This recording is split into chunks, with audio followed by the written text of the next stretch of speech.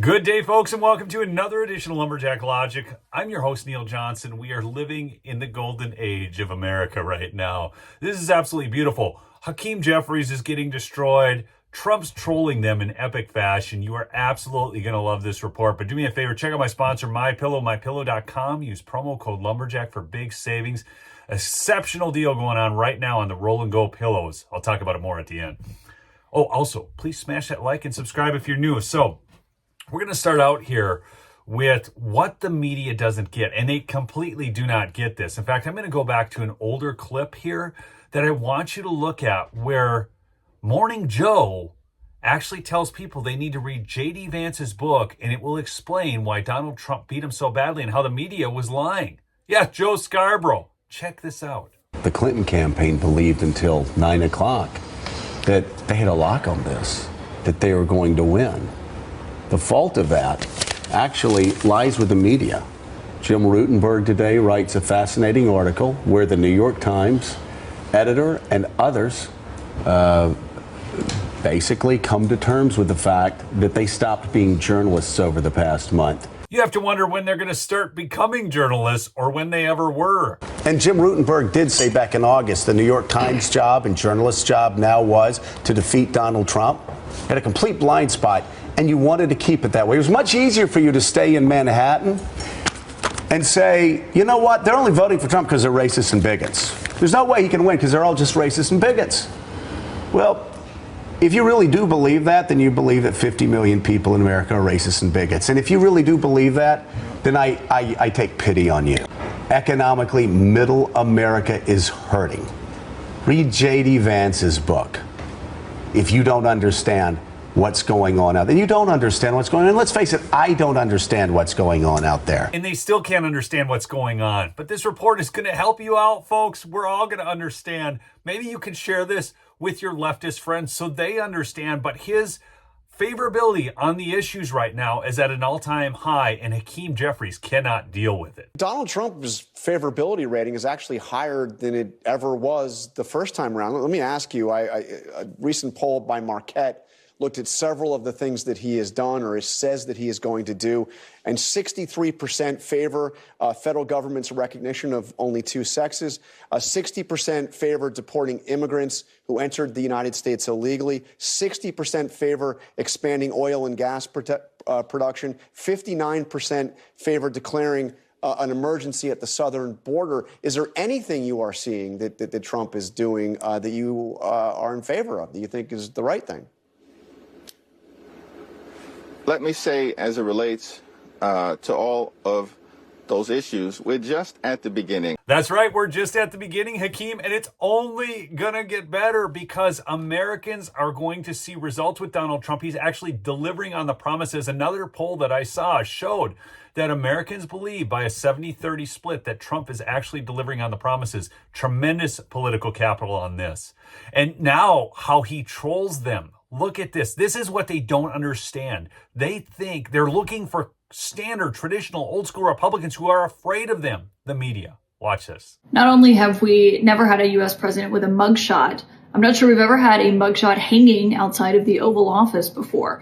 But that is where President Trump has placed his from when he was indicted in Fulton County, Georgia, for his efforts to overturn the election. Correction, Caitlin. After seeing anomalies we had never seen before, he wanted to send it back to the states for further review. We learned a few days ago he is a framed cover of the New York Post with his mugshot just outside the Oval Office in what is known as the Outer Oval. Now, we discovered this when he was greeting the Indian Prime Minister. They were seated in chairs in front of the fireplace in the Oval. But just over the shoulder of his chief of staff, Susie Wiles, you could see the president's mugshot there as he has it framed.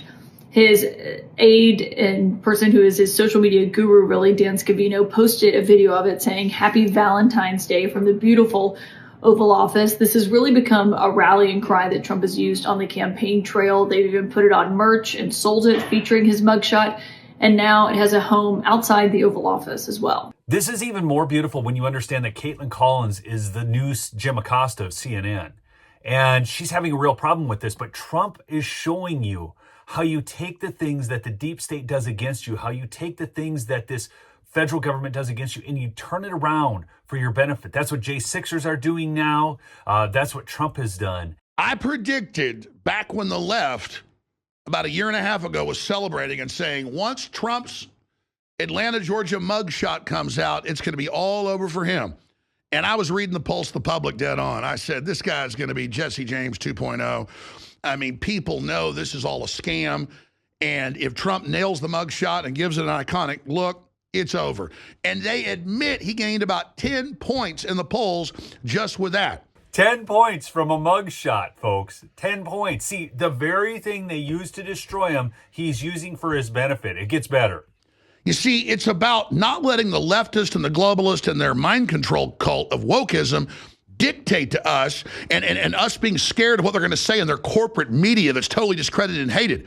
It's about celebrating the fact that we're in the Great Awakening and knowing that when the bad guys attack somebody, we know they're the good guys. And so now, President Trump has hung the mugshot in the Oval Office, and that's great. Throw it in their face. But I want Trump to get it all iconic, maybe like 10 by 10 or maybe 20 by 20, and they ought to literally have a banner on the White House hanging off the eaves or something, or maybe, in one of the conference rooms, and he should do special announcements in front of it because it is beyond rock and roll. It is beyond outlaw country. It is beyond maverick to throw it in their face and let them know that the public is awake and we're never going back, and this is a real revolution. That's right, folks. Trust in the corporate media has never been lower. It's at all-time lows. People absolutely do not trust them.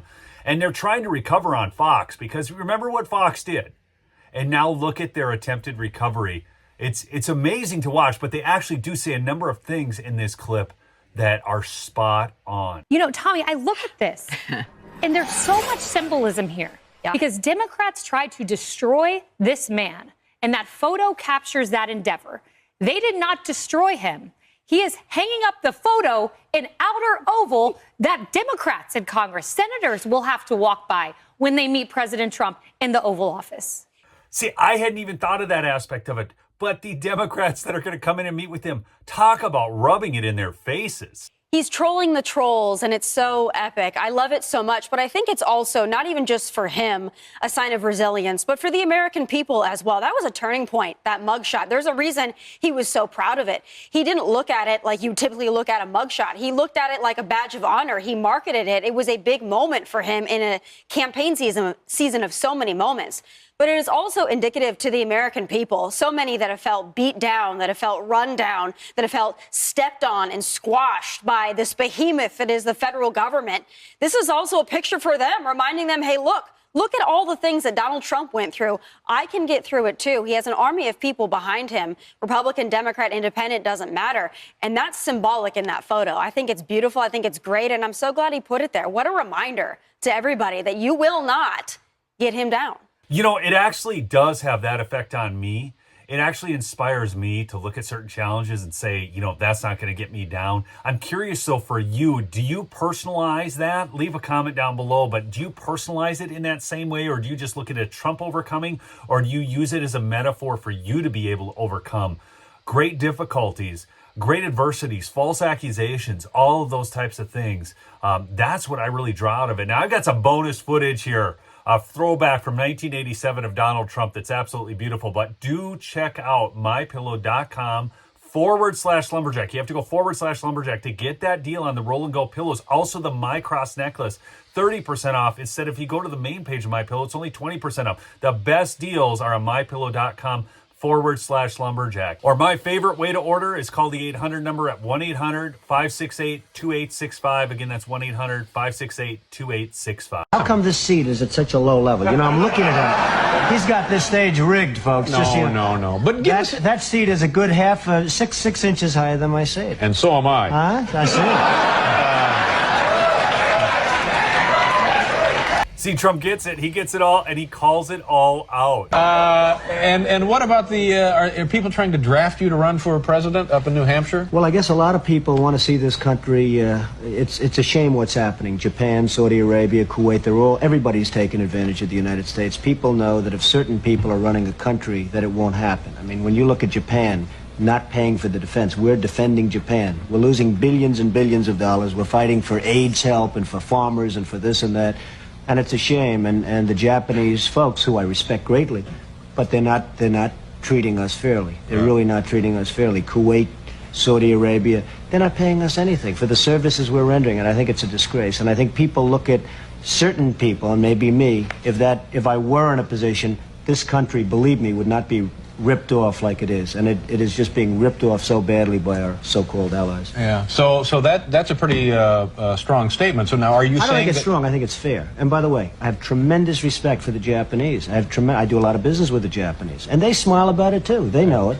The country is losing billions and billions of dollars to Japan, and we can't afford to lose. And it's a shame. But so now, are you saying this by way of indicating that you could do it better, and you do intend to run for president at some point? No, I'm not going to run for president, but I think somebody... Now, in 8 years, if you came back, would you have a different answer? In 4 years, I tend to doubt it. I really tend to doubt it. But I just think that there are so many ways that this country can straighten itself out, and we're not going about those ways. Cutting farm aid is not the appropriate thing. Cutting help for the homeless and help for the poor and welfare... Certain things can be done that really will mean big dollars to this country, and those things are not being done right now. Let me ask you one other question, because I know you have other appointments and stuff to get to. If you go to dinner and the bill is like, say, $25, how much of a tip would you throw down? Well, you know, the way I feel about tips, if somebody does a super job, I give more than anyone. And if somebody does a lousy job, I probably give less than anybody. And that's the way I feel about life.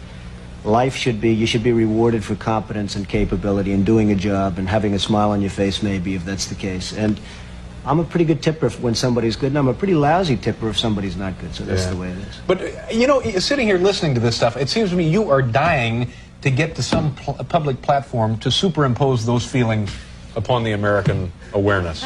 Well, maybe so, but I'm not. I would like to have the feelings known and let somebody else do it, and it can be done. If the ball's carried correctly, it can be done. Yeah, but if you want something done right, do it yourself. The man has not changed. He sees the rigging of the game. He has a problem with America getting the short shaft, and he calls it out every time. Thanks so much for listening. Make sure to subscribe if you are new and smash that like button on your way out. We'll catch you on the next episode. Peace out.